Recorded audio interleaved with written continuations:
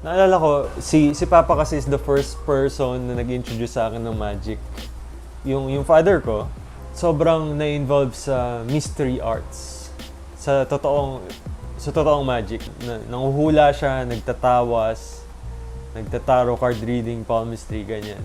Isa pang gusto kong sabihin sa mga nagsisimula or sa gustong pasukin yung mundo na ginagawa namin, mahirap.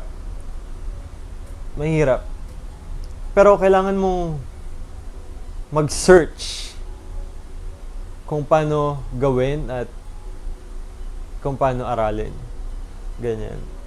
Kasi walang mangyayari kung nasa isang tabi ka lang at mag-iisip ng mag-iisip. Kailangan mong kumilos eh. Actually, yung resources nasa paligid mo lang. 'Di ba? Parang hindi mo lang talaga pinush yung sarili mo para hanapin yan.